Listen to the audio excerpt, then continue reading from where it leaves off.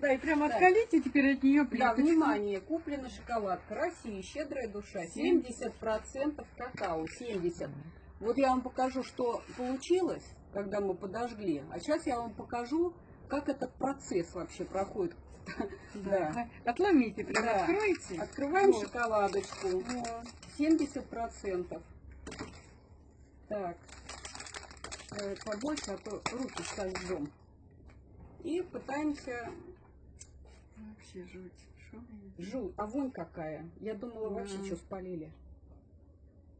Это, кажется, Петя шоколад поджигал. Вот ведь ужас какой. Оно даже не капает. Оно даже не капает, Ну, оно даже не плавится плавится. должно. Слушайте, ну это катастрофа какая-то. А мы так любим шоколадки. Вот А они. мы это жрем, а? Владимир Владимирович. Смотрите, отправится. спасибо Владимиру Да, Владимировичу. чем нас кормят. Да, чем вот нас кормят. Смотрите, это же ужас.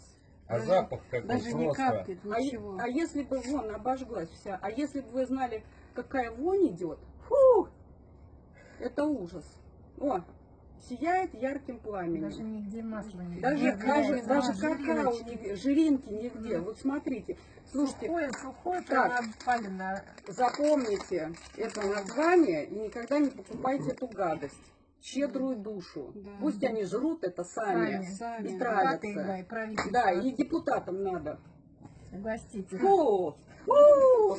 Вот, посмотрите, что... Ой, ой, сними вот эту гадость.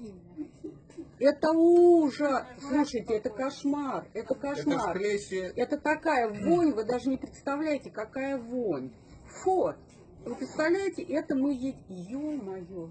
Это Так катастрофа. это же свечка Фу. мягче Фу. плавится. Смотрите, Ну, что свечку мы не делается. кушаем. Смотрите, что делается.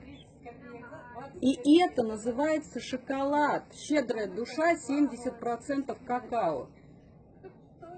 Ну, ну что делать? Ну это надо... А рис, вы видели пластмассовый рис? Рис? Рис пластмассовый. Нет, еще не видела. еще не видели? Смотрите, как дымится. Это же свечка. Вот сколько... Вот интересно, сколько она может дымиться? В церкви свечи так не пахнут, как эта Да. гадость пахнет. Так свечи Поняла? хорошо.